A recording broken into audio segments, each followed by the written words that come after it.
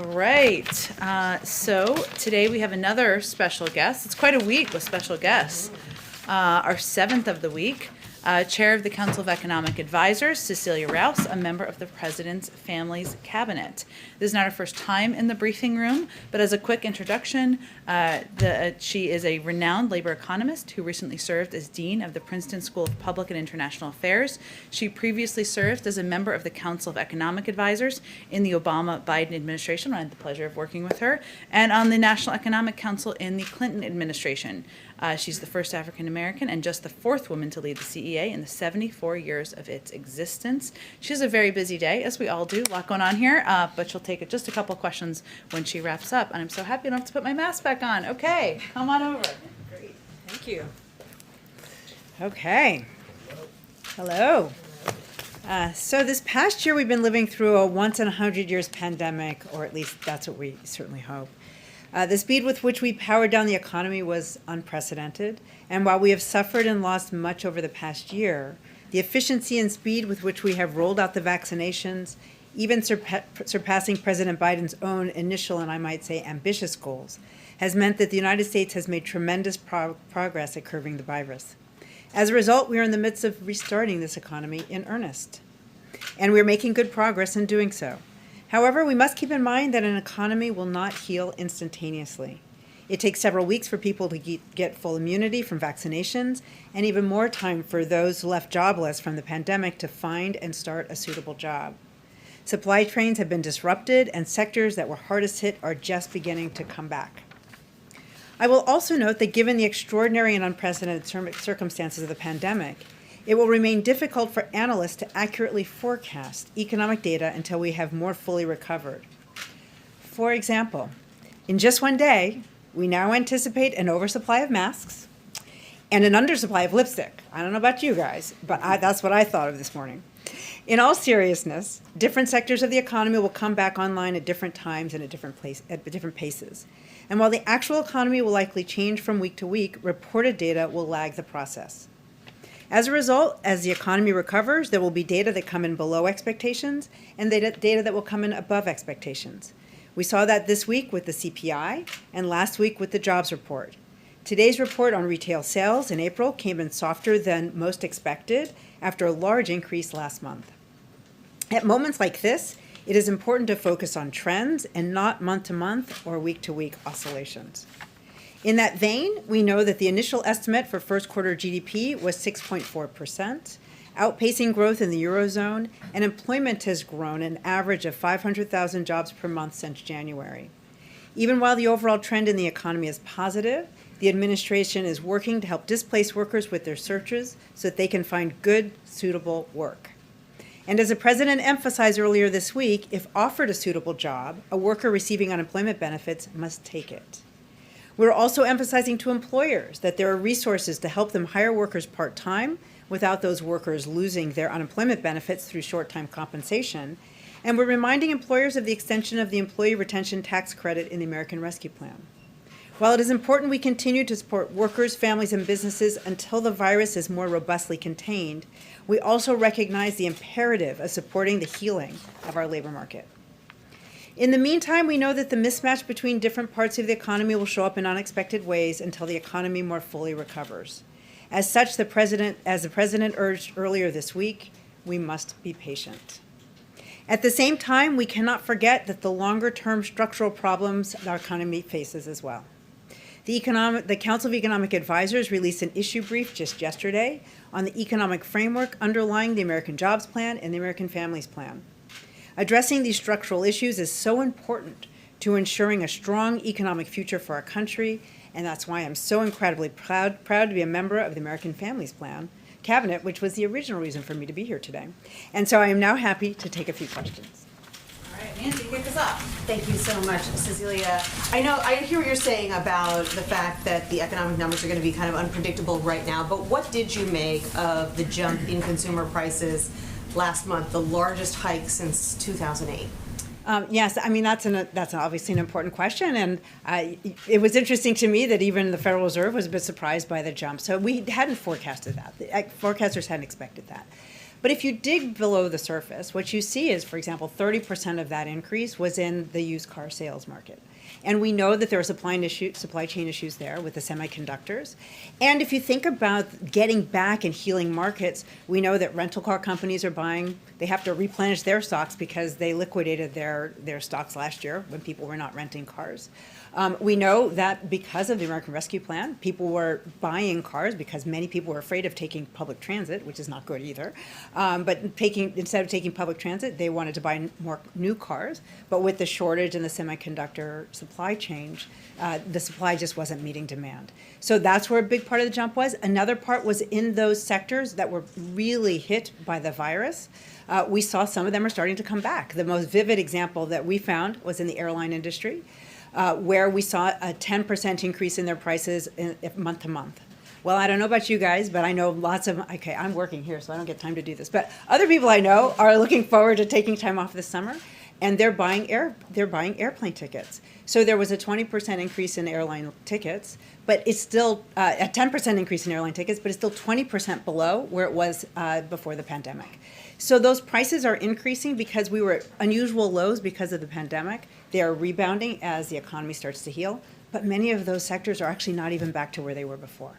So we expect there's going to be a period as supply starts to equal demand and sectors are healing and recovering, that we're going to see some, there's going to be some choppiness. But even if that's the case, at what point does concern about inflation become its own economic problem? So, look, this is really the purview of the Federal Reserve, and we try to maintain their independence. But what economists worry about is when inflation becomes de-anchored. And so at the moment, it looks as though people fully expect this inflation to be temporary, where temporary is when the economy more fully recovers. But that we understand that they're not sort of structural factors that should lead to inflation that the Federal Reserve cannot control. I was wondering if I could follow on that a little bit. There seems to be this assumption that we've heard from people within the administration that this inflation is temporary, that we'll get through the choppiness by the end of the year. And I'm wondering what you're seeing in the data that suggests that's true. Is it just sort of hopeful guesses based on coming out of the pandemic, or are you actually seeing something that doesn't lead to that worst case scenario? So as I just gave an example, much of the increase last month was in airline prices. So airline prices ticked up because they had completely cratered last year this time. So there's been a robust increase month to month, but they are still not even close to where they were this time last year. So clearly the airline industry is recovering. I do not expect those prices to continue past where they were last year. Because at some point people will stop. I don't think people take multiple vacations, but I think many people have been cooped up in their houses and they would like to travel. And so we're seeing, increased demand in the airline industry. So, let's take the auto sector, which accounted for a third of that increase. Again, I expect that to be one time. So there's going to be this kind of misalignment, and that's what happens in economics. Prices are signals, right? They signal when something is in short supply, when something's in oversupply, and I fully expect that will work itself out in the coming months. Right. Michigan's consumer sentiment survey came out today. It was much lower than expected, which indicates that people might be fearful that this is a trend beyond just, okay, yeah, we're all buying plane tickets for the first time, or there's one sector of the economy. So I guess I'm curious, are you really just chalking it up to these initial stumbles, or do you believe that there's this problem? So this was an unprecedented economic downturn. I don't know about your lifetimes. I think I may be older than most of you. We have not had, first of all, the pandemic, so where we completely powered down the economy. And therefore, we've never had a recession that was not tied to a problem in the economy, but that was tied to a health problem. And so there's even uncertainty about the recovery because our recovery is hitched to the virus. We are making fabulous progress in this country in terms of controlling the virus. But I'd like to remind you that only 58% of adults have had one shot, at least one shot. But if we actually drill down, if we're going to take the example of the labor market, only a quarter of those who are aged 18 to 29 are fully vaccinated, and only a third of those aged 30 to 39 are fully vaccinated. we are just not to the other side of this yet. So, obviously, we sincerely don't want to see our economy end up in a hyperinflation of some kind, but it is just too early to be drawing that conclusion when we consider the depth and the nature of this economic recession. We are still 8 million jobs down from where we were this time last year. We have a long way to go. Trevor? So you talked about these areas where there's these little pockets of supply to demand mismatch in the economy. There's I think others have talked about lumber and just kind of random areas within the economy. Have you done any analysis of whether tariff reduction would be helpful in some of those areas? Well, so, our international trade policy is part of a longer term, is part of the longer term economic plan. And I know that our trade representatives are looking at all of those factors. But let's face it, the pandemic, we all hope to be on the other side of the pandemic, next year. There may be some tailwinds, just because, again, this was unprecedented. Trade policy is a much bigger issue, and that needs to be worked out in the context of our global partners, and as part of having a really well-running and efficient global economy. And does inflation create a bit more of an argument for deficit reduction as you go forward and start looking at kind of your budget planning and whether there needs to be a change in how much debt the government is taking on as it spends into the economy? Right. So the expenditures over the past year because of the pandemic, most recently with the American Rescue Plan, were all deficit finance, and because we were in a complete emergency. And it was the right thing to do. It was the right way for us to get the economy back on track. Let's remember that our ability to deal with the debt is not just a factor of the level of debt, but it has to do with the size of the economy. In order to keep the denominator, the size of the economy, larger, we needed to be supporting families and businesses and keeping that activity going to the extent it could. The American Jobs Plan and the American Rescue Plan, the president, are longer-term investments. They're designed to be paid out over 8 to 10 years. And the president has put on the table ways to raise revenue to pay for them. And they would be fully paid for over 15 years. So those investments and those really important programs are not premised on the idea of further deficit reduction. In fact, they're premised on having the adequate revenue to fund the government so the government can partner with the private sector and make these really important investments. And is that a red line? It needs to be paid for? So the president has put forth robust plans to raise revenue in order to fund these important investments. I feel like that'll be the last one. Can I ask kind of a broad approach question? I think a lot of us have been poring over the BLS report last week, trying to divine some type of meaning from things, which I don't think is easy, particularly in that case. But given your expertise in this area, do you feel like it's an indication that normal is just going to be very different right in labor markets whenever there is a full recovery? That people are making different decisions based on the last year. People are looking for different kinds of jobs based on the last year, and our expectation of what the labor market looks like will be very different post-pandemic than it was pre-pandemic. So I try not to read too much in any one month. I think I started with that point. So I really try, and I think there are many reasons to believe and to understand why we don't like to do that. For example, if you were drilling down on that report, you know that the reference week was the week of April 12th. That was the week before all adults became eligible for for a vaccination. That was the week before. And then we know it takes 5 to 6 weeks for people to become, if they get the Pfizer or Moderna, become fully vaccinated. It was also, getting into the details, it was, I think, Easter happened in March this year. The seasonal adjustments are a little funny within the BLS report. So this is all reasons why we just can't, and viral loads were increasing, at least in parts of the country, in that period of time as well. So I think it's really important not to read too much into that one report.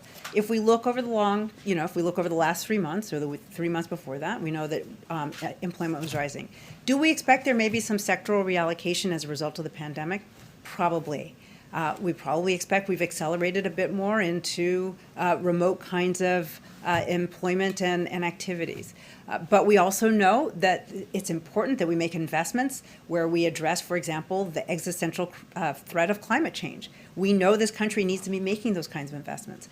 We know that we need to be making investments in infrastructure. Seem to be reminded of that almost on a monthly basis, that this country has really great infrastructure needs. So we know that there are a lot of fundamental jobs. If we think about care, a quarter of our population is aging, and it's important that we have people who can take care of our older people and have good quality home care workers. So that we know that there are many jobs which are not going to go away and which are going to be very important in order for us to go forward. Just one real quick one. Do you think employers should be considering paying their employees more now as one of the solutions to the 8.1 million open jobs that currently exist? So the way that in our capitalist system, so the way that a market economy works is we work through prices as a signal. And so wages are the price that we work in the labor market. So that would be the natural way for employers to try to attract employees. Again, we're not through this pandemic. Many of those especially essential workers, those jobs are not risk-free, right? They've become a little riskier. And so if employers have to pay a little bit more to compensate those employees to take on that risk, I think that's appropriate, again, in a market economy where that's the currency. Thank you so much for joining. I promise I won't mention Larry Summers. But you mentioned UI, right? Yeah, I know, right? But I just want to understand the White House's position on the enhanced UI. Is it the White House's position that enhanced payments for unemployment insurance isn't having any effect on the supply side of labor markets? So I will tell you what I think this is our position, is that the decision to enter the labor market is very complicated right now. That the primary determinants for people to make that decision is there a suitable job available? What's the status of the virus? What are the health considerations? And what are the care considerations? The president has emphasized that if a worker is offered a suitable job, they must take it if they're on unemployment insurance benefits. We recognize we're in an unprecedented recession, that we have a long way to go, and we want to be in the position of helping employers understand how they can be bringing back employees part-time, which is going to be the suitable way for more employers to bring back more workers. They can't go from 0 to 100 just overnight. Through short-time compensation, reminding employers that there's the employee retention tax credit.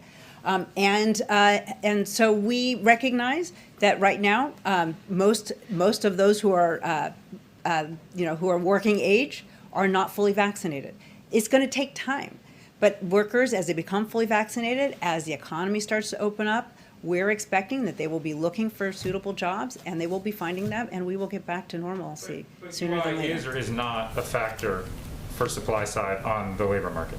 So there are many factors that go into whether a person is taking a job, right? If somebody is not fully vaccinated, if there's still a lot of COVID in their area, if they have still childcare constraints, there are many factors that this pandemic has caused that are going to play into people's decision and ability to go back to work. UI has served a very important role through this pandemic. It has allowed people to pay the rent, which we know is very important for the landlord. It's allowed people to put food on the table, which is important for them and their families. And so we stand behind that those are very important supports. They are supports to help us bridge to the end of this pandemic. So we believe that it's complicated, but that the labor market will be healing, and we are standing at the ready, and we want to encourage that to happen as quickly as safely possible. All right. Thank you so much for joining us. Thank you. Okay. Just a couple of items for you at the top. A quick preview of the week ahead. We have some travel next week. On Tuesday, as we've announced, the president will travel to Dearborn, Michigan to visit the Ford Rouge Electric Vehicle Center. As Ford has said, they will preview for him the new F-150 Lightning, which will be built by UAW workers. On Wednesday, he will travel to New London, Connecticut, where he will deliver the keynote address at the Coast Guard Academy's 140th commencement exercises. And on Friday, he will welcome His Excellency Moon Jae-in, President of the Republic of Korea, to the White House. President Moon's visit will highlight the ironclad alliance between the United States and the Republic of Korea and the broad and deep ties between our governments, people, and economies. Brief update on the Colonial Pipeline. with Colonial Pipelines, as the President outlined just yesterday. Since the shutdown of the Colonial Pipeline last Friday, we've had a whole of government response across the administration to help get the pipeline back online and mitigate any supply shortages. As a part of that, last night the Department of Homeland Security announced a second targeted and temporary Jones Act waiver to give us additional tools to get fuel to affected communities. This follows an initial Jones Act waiver Wednesday night, steps that the Department of Transportation took to ease the transport of fuel overland, and waivers from the EPA that have collectively added the equivalent of 5 million tanks to the affected region's gas supply, in addition to other actions, of course, we've taken across the federal government. With the announcement yesterday that service has been restored to all markets they serve by Colonial Pipeline, we know that supply is returning and that the end is in sight. And the actions that DOT and EPA are taking will speed up the process of getting gas from the pipeline to stations, which is, of course, of interest, great interest to the American people, especially in the impacted regions. And we want to remind the public that it will take a few days to fully return to normal. We urge people in affected regions to only buy the gas they need so that we can help speed up the process. Our current expectation, based on the conversations between the company and experts at the Department of Energy, is that the vast majority of markets in affected regions are receiving fuel at gas stations for consumers and will continue to receive more fuel throughout the weekend and into early next week, hence getting us closer to return us back to normal. With that, Jonathan, why don't you kick us off? Thank you, Jen. On infrastructure negotiations, Yes. You said yesterday that the only red line, term I know you don't like, for the president was inaction. Previously, the president had pledged that he is not going to raise taxes on any Americans who are making less than $400,000 a year. Is that pledge still a red line, or has that changed? That is still a red line. Okay. And would, as a follow-up to that, would raising fees or increase in the gas tax, which is stuff that is being discussed in negotiations, would that violate that pledge? Can the administration promise that people making less than $400,000 not face an increase in fees? The president's pledge and his commitment, his line in the sand, his red line, whatever you want to call it, is that he will not raise taxes for people making less than $400,000 a year. User fees that have been proposed out there would violate that. Okay. And then on a second matter on Israel, the president yesterday said that he had not seen a, quote, significant overreaction in Israel's response. Since then, Israel has increased its rocket strikes and massed troops at the Gaza border. What, in the president's estimation, would be an overreaction? Well, look, let me first say that our objective from this administration, from the president, from our entire national security team, is to work toward de-escalation, to work toward a lasting peace. And that is what the focus of every conversation we are having, from the level of the president on down, and many conversations that are happening with people, with leaders in the region, Palestinian leaders, Israeli leaders, Egyptians, Tunisians, many who can be influential on Hamas. So obviously we are watching this closely. We will remain closely engaged. A lot of conversations we have may happen behind the scenes because that may be the most appropriate way to de-escalate the situation on the ground. Just to follow up and pin you down. So what you've seen, what the president has seen so far from Israel, still he believes is not a significant overreaction. Again, I think the president believes that Israel has a right to self-defense.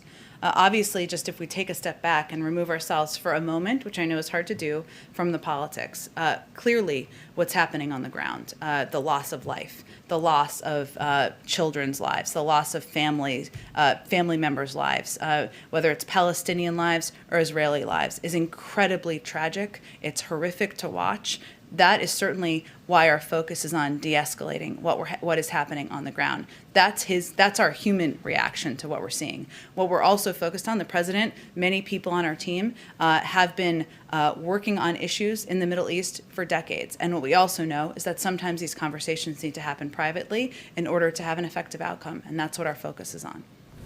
Go ahead, Trevor. Just to follow up on that point, do you feel that Israel is acting with sufficient restraint at this point?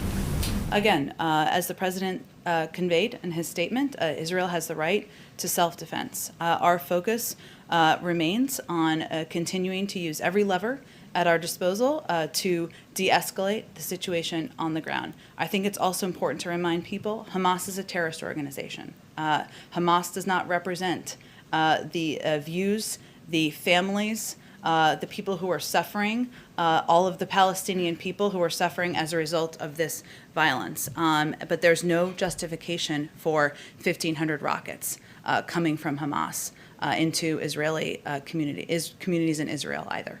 And do you welcome their participation in forthcoming elections, Palestinian elections? Hamas? Yes. Look, I will say that our focus right now is on using our relationships in the region, our deep relationships in the region, again, with the Egyptians, the Tunisians, others who have greater influence with Hamas than certainly we do, and certainly others in the region do, to de-escalate the circumstances and the situation on the ground. That's what our focus is on at this moment in time. Go ahead. Jen, what does the CDC's new guidance on masking mean for the president's executive order mandating masks on federal property? Is he going to be rescinding that? Well, again, I think the CDC guidelines were just put out, as you all know, yesterday. They were decided by what they were going to be, what the specifics were, but also the timeline by the CDC, not by us, not by the White House, not by the president, to be very clear. And we're working to implement those across the government. As you've seen, yesterday, as soon as the guidelines came out, we got a note that came across our emails that said, you don't need to wear masks here anymore. We talked to the White House Correspondents Association immediately and said, reporters don't need to wear masks anymore unless they choose to. Same for the American people, of course. So we're working to implement. It may take a couple of days, but certainly I would expect on federal lands, federal properties, that the guidelines will be the guide. Got it. Republican senators said that yesterday's infrastructure meeting was productive and it was cordial. So what are the next steps here? What have they agreed to do and by when? And is there a follow-up meeting scheduled at this point? Well, we agree. And I saw the president after the meetings yesterday, and you heard him talk about the meetings, of course, when he gave his remarks about the masks, and he agrees. They were constructive, they were productive. We expect a counter proposal back early next week by Tuesday, is I think what they've committed to as well publicly. There will be discussions at a staff level, at a member level, from members of the White House team over the coming days, as I think most of you would anticipate, and then we'll be in touch from there. So I don't have any next meetings to preview for you, but we will be, we have already been in touch with members, we've already been in touch with their teams. That will continue. Again, we expect the next piece to be a counterproposal by Tuesday. And who's running point on this from the White House? Well, it's an across the White House effort, Nancy, as you know. There are a number of officials involved, depending on what the needs are, frankly, from members or staff. So, of course, there are high-level members of the team, everyone from Ron Klain to Steve Ricchetti, Louisa Terrell, Rima Doden, Chris Levin, I could keep naming names, who have conversations all day long with members on the Hill, with their staffs about what follow-up questions they have, what's next in the process, where there's opportunity for agreement, where there are technical questions. Those are happening all the time. But, ultimately, there will also continue to be conversations at the level of the president and members of the Republican leadership and Republican committee chairs, as well as with Democratic leaders as well. And then can I get your reaction to this report about unaccompanied minors being held in park buses overnight? There was one child reportedly held for 4 days before being reunited with his family. What's the administration doing now about this case? And when you say that you're going to ensure that those responsible are held accountable, what does accountability look like in this case? Well, first let me say that the reports of children that you've referenced being held in buses outside of HHS, of the HHS facility in Dallas for extended periods of time are outrageous, they're unacceptable, and they do not meet our standard for childcare. That is true for the president, it is true for the Secretary of Homeland Health and Human Services, it is true for everyone involved across government. It's being fully investigated, how we got to this point, how this possibly happened. There's no excuse for this kind of treatment in terms of what the consequences will be. I just can't predict that before an investigation is concluded. Go ahead. Thank you. There are a lot of questions about the timing of the CDC's announcement yesterday. So did somebody at the Biden administration or in the Biden administration update this guidance for political reasons? No. So what was the medical or scientific reason? What was the big breakthrough to do this yesterday? Well, I know that Dr. Walensky did an extensive number of interviews yesterday to answer exactly that question. But as we've talked in here quite a bit about, the CDC, not just Dr. Walensky, but her entire team of health and medical experts are constantly reviewing the data to ensure that they can provide accurate and up-to-date guidance to the American people. So based on 3 factors, as she talked about yesterday, vaccines work in the real world. We've seen a lot of studies done on that, including internally in the federal government. Vaccines stand up to the variants, which at various times has been a concern about the need to continue to mask even after you're vaccinated. And vaccinated people are less likely to transmit the virus. That's how they came to the decision. And that's what she conveyed yesterday when she announced the decision. But just looking at the CDC's website on the way up here, only 45.6% of U.S. adults have been fully vaccinated as of yesterday. Only 58.9% of the adult population has at least 1 dose. So what happened to President Biden saying in March that he thought lifting mask mandates before every adult American goes and gets a shot is Neanderthal thinking? Well, first, let me say that the president, our North Star, has been listening to the guidance of our health and medical experts and teams, and that's exactly what we're doing in this case. And just to reiterate, the CDC, the doctors and medical experts there, were the ones who determined what this guidance would be based on their own data and what the timeline would be. That was not a decision made by the White House. The White House was informed of that decision, just to give people assurance of that. So does the president still think that these red state governors who were a little bit ahead of the federal government in lifting the mask mandates had Neanderthal thinking? Well, again, I would say that even with this guidance that's out there, the guidance is not telling states and localities exactly how they should implement. As you know, there are some localities and states in the country that have higher rates of vaccination than others, some communities that have higher rates of vaccinations than others. And we even know as this is being implemented that different localities, businesses will implement it in the way that they feel will help ensure their community is safe. But I know I am reassured by listening to the guidance of health and medical experts, not political decision making. So that's the point we're at now. And my last one, Andy Slavitt said this morning that the White House found out the mask guidance was going to change at 9 p.m. the night before. Were you guys surprised that in the 9 o'clock hour at 9:25, the CDC director was on CNN saying that the science wasn't there yet?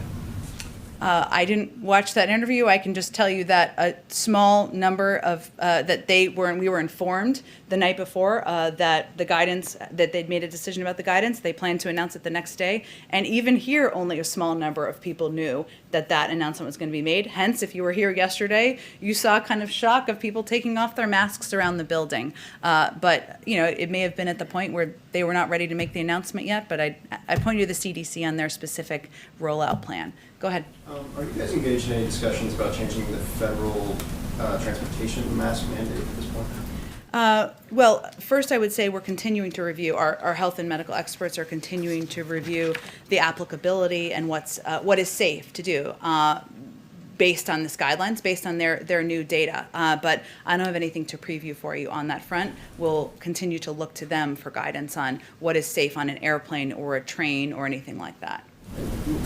You talked a lot about this a couple months ago, but now that we're kind of in a new place, is the decision not to pursue a federal vaccine passport policy, is that science-based? Is that you're aware of the political dynamics here? What kind of drove the decision behind that, and is there any change to that decision now that we're in a different place? Sure.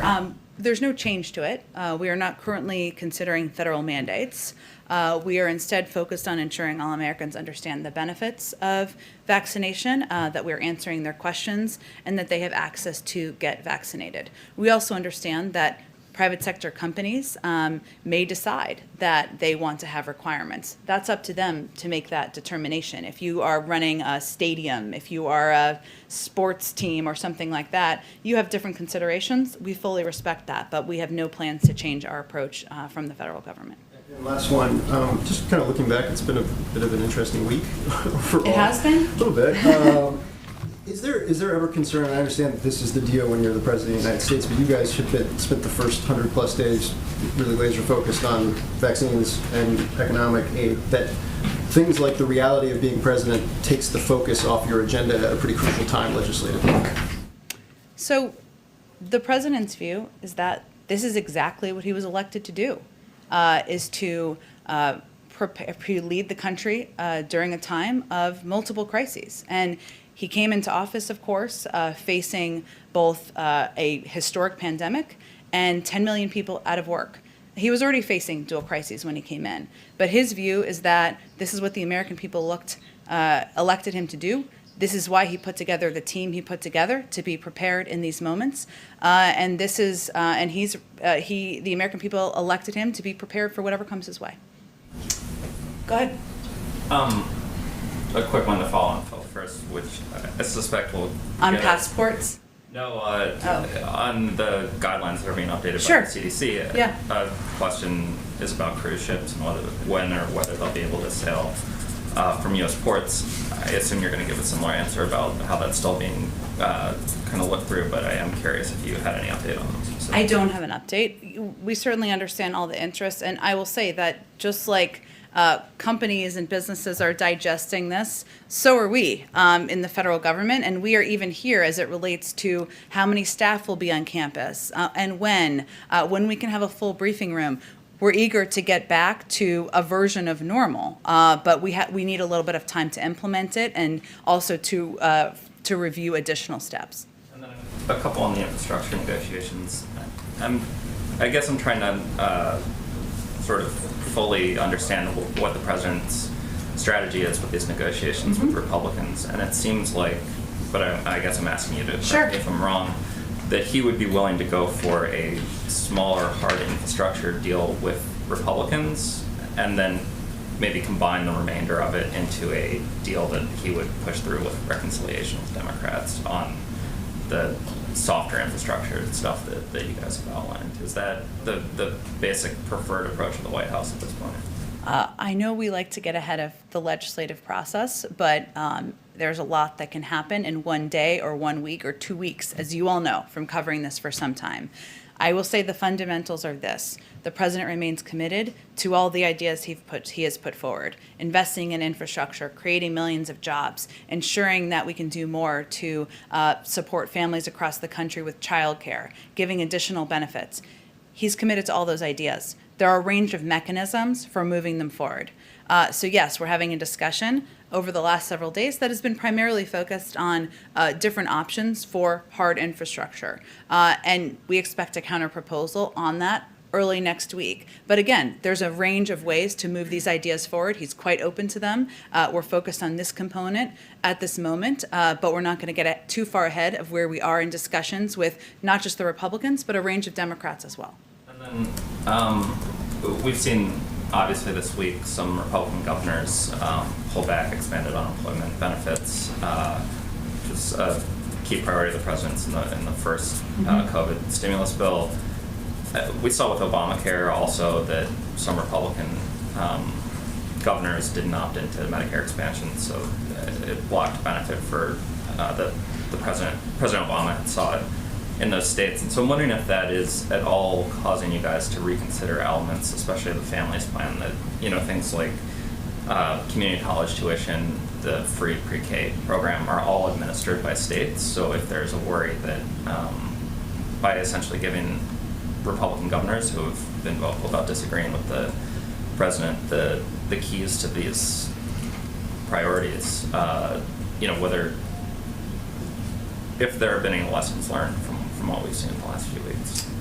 Well, first I would say that we don't see in the data unemployment benefits as a major driver in bumpy jobs numbers, as you've heard many people say. So let me start there.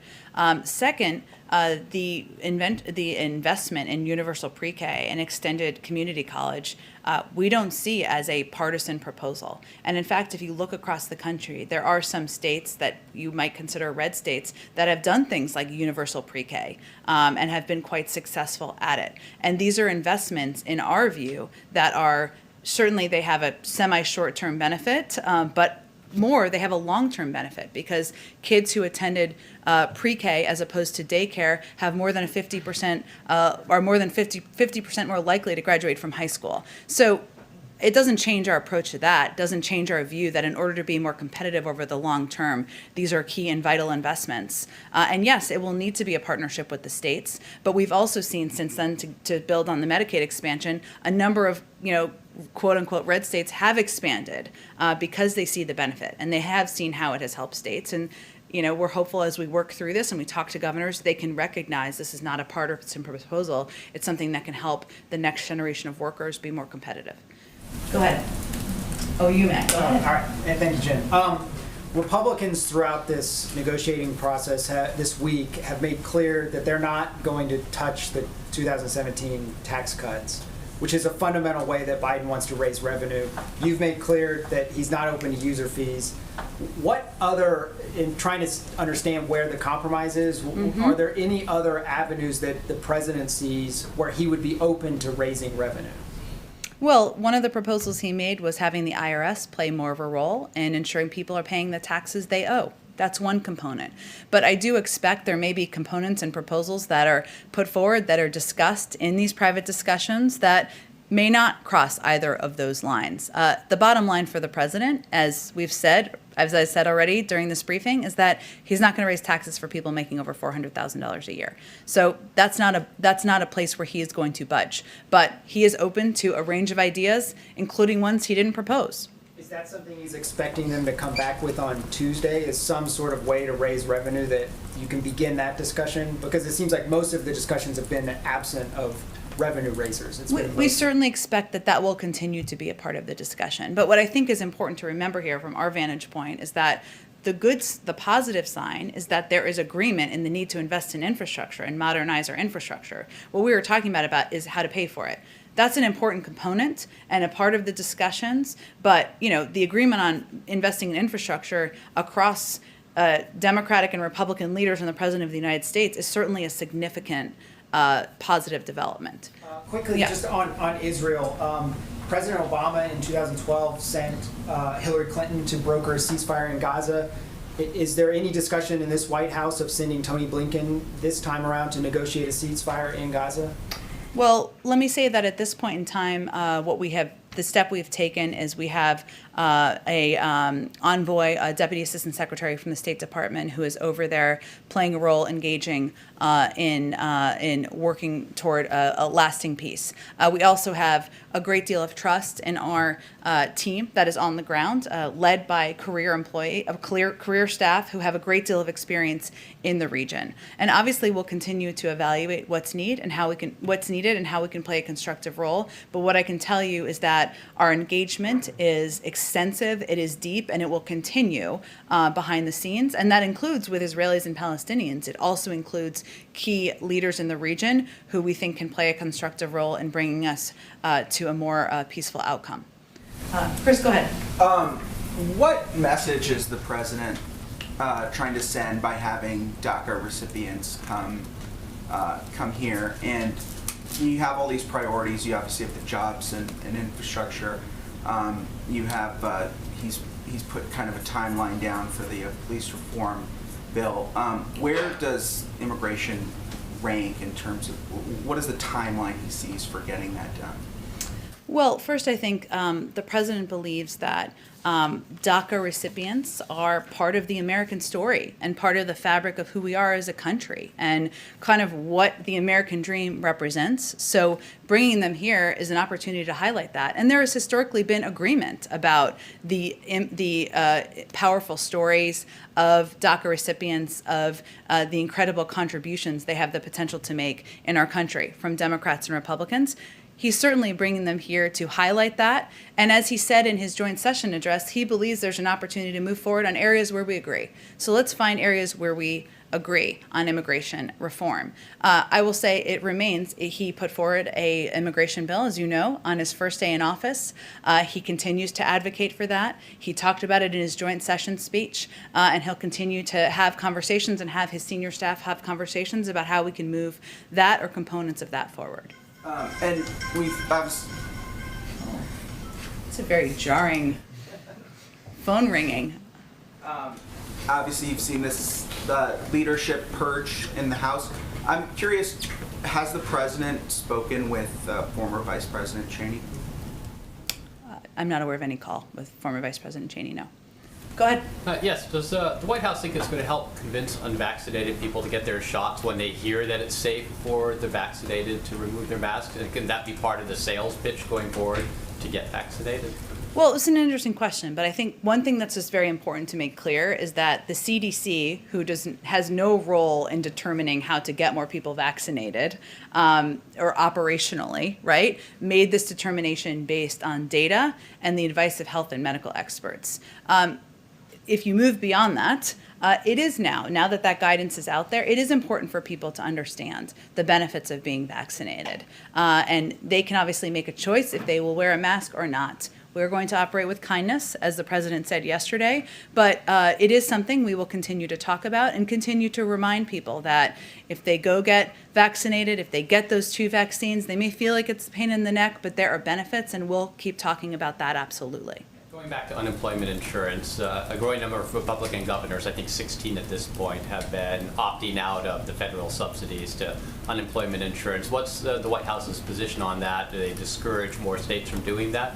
Well, I would say that we certainly understand that governors and leaders are going to have to make a choice, make a decision in regard to unemployment benefits. But what's important to remember, and what we remind people of, is that, again, we don't see this as a major driver in preventing people from seeking employment and seeking work. And actually what we see in the data to date is that the pandemic, not being vaccinated, that there's been a massive increase over the last month in the number of people who are vaccinated in comparison with a month ago when the data was taken. Fears of not being safe, sometimes childcare, and also the need to be paid a livable wage are all factors that are contributing. And what we would also suggest, and I know someone asked this earlier, but is that many of these companies, big companies, let me say, who benefited, many of them made quite a profit during the pandemic, and many of them also received quite a bit of benefits, $1.4 trillion worth, could offer to pay a little bit more, and maybe that will incentivize more workers to come back into the workforce. And I have a question from Voice of America. Can you confirm plans for a virtual White House Eid celebration announced by the Council on American Islamic Relations to be held on May 16th? And will the president or vice president be there? And can you give any details or a message to Muslims on the celebration? I know there are plans in the works. I expect we'll have more details on that out, so let me venture to get that out after the briefing. Go ahead in the back. With the new CDC guidance, will the president have switched to in-person rallies on a big scale? And are there any more press conferences planned? Well, look, I think we're still figuring out how to implement it and how it will impact how we go about our daily work at the White House. And so far, we don't wear masks in meetings. We're all vaccinated. We don't wear masks in meetings with the president. That has immediately certainly changed. But in terms of what it will mean for travel and the size of events, we're not quite there yet.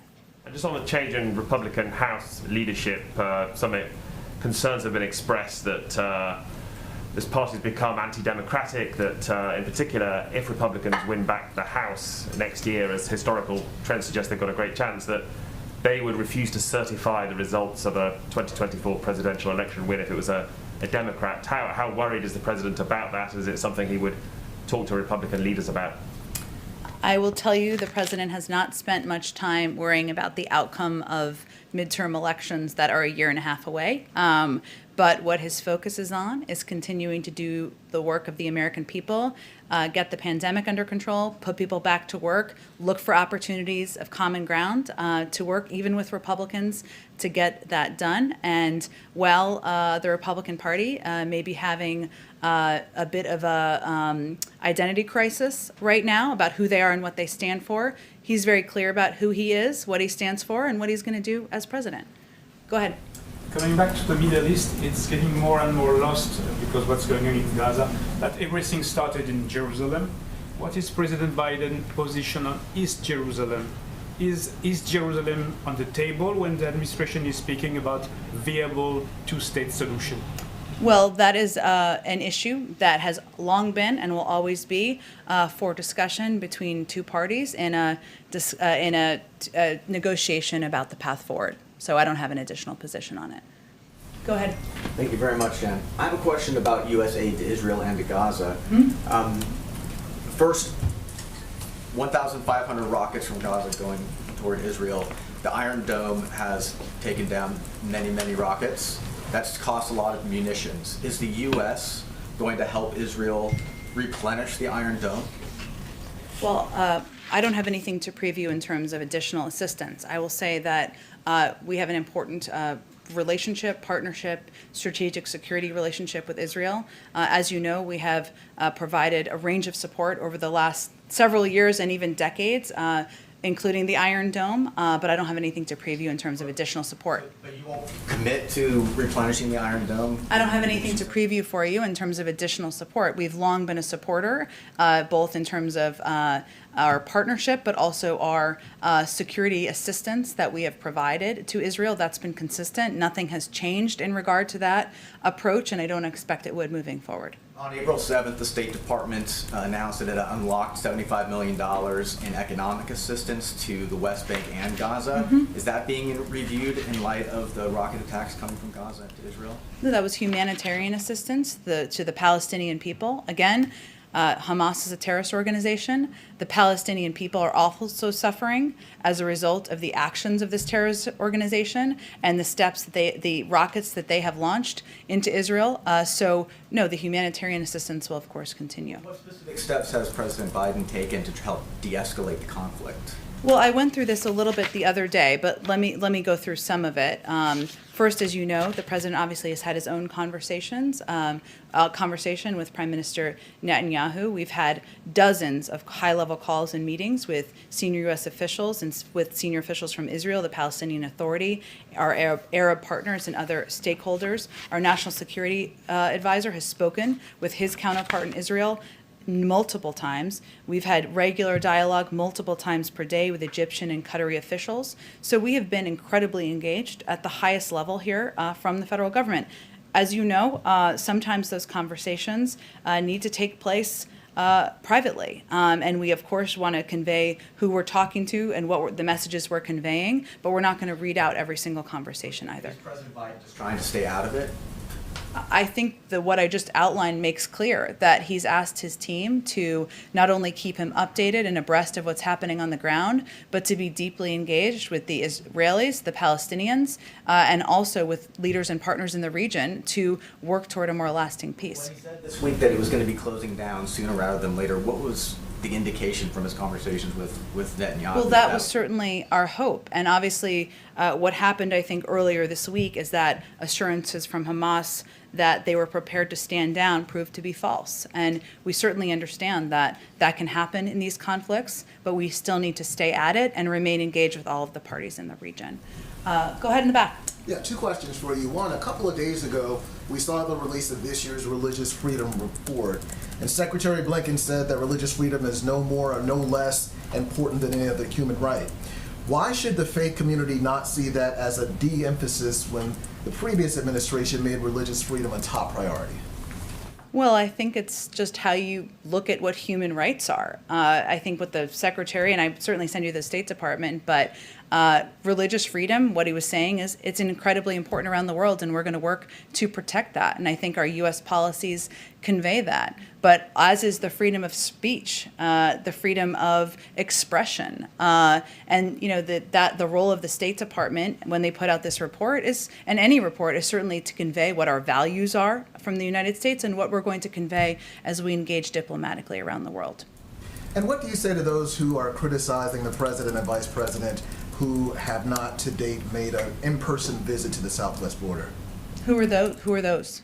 Those who have criticized. There have been lots of people criticizing the fact that they've not made a trip to the border yet. Like who? Criticism from those in the Republican Party, criticism from others. Well, I don't know who I'm responding to, but what I will say is that the president's focus and the... Just the other day, one of the senators held a press conference where that was a major criticism. One of the senators. Okay. Well, the president... Senator Rick Scott. Okay. Well, the president's focus and the vice president's focus is on solutions. And what we've seen over the past several months is that while we came in and there was little preparation for what was going to be a surge of migrants at the border, what we've done since then is is massively reduced the number of children who are at Border Patrol facilities from over 5,000 to under 1,000. The number's probably even lower than that now, and massively reduced the number of hours that these children are spending in these facilities. So our focus is on working through the interagency process, pressing to eliminate bureaucracy, and making sure that we're taking steps that treat them in a humane and moral way, and we're less worried about press conferences or political games that are being played by some. Thanks, everyone. Thank you. Oh, I'm sorry. I keep forgetting. Okay, hello. Well, we have a special guest, as we like to do on Fridays. So Mayan Schechter, nice to meet you. That's a beautiful name. From the state. How can we help you? Thank you so much for this opportunity. In South Carolina, we're looking at another incident of an unarmed Black man dying while in police custody. This time, a man named Jamal Sutherland, who had reported mental health issues and who died in a Charleston County jail earlier this year after he was repeatedly tased by corrections officers. A video became public last night. For many in South Carolina, it's underscoring the need for police reform, even for those who work inside jails and prisons, especially when dealing with people who have mental illnesses. How engaged has the president been in those police reform talks, and when does he hope to see a final package come to fruition? Well, thank you for your question. Let me first say that we, of course, have closely watched and are very aware of the case that you're referring to in South Carolina. I know it's been a dominant issue over the last several days or longer there. I can't speak to the specifics of it given there's an investigation, but what I can say is that the president's focus and belief is that police reform is long overdue, that far too often communities of color are living in fear and are exhausted by the threat and the possibility of being in harm's way, and they should not feel that way. He has set a timeline that he would like to see the George Floyd Justice and Policing Act pass by May 25th, which is also the anniversary of his death. The negotiations and discussions are happening now with one of your home state members, Senator Tim Scott, along with Senator Cory Booker and Congresswoman Karen Bass. They're having discussions. Those are ongoing, and he is hopeful and looking forward to having a bill to his desk so he can sign it into law. But we are very engaged with them and keep abreast of the discussions, but we are leaving it to them to have a lot of the negotiations among themselves, among members. Thank you so much. Thanks for joining us in the briefing room today. Okay, thanks everyone. Thank you.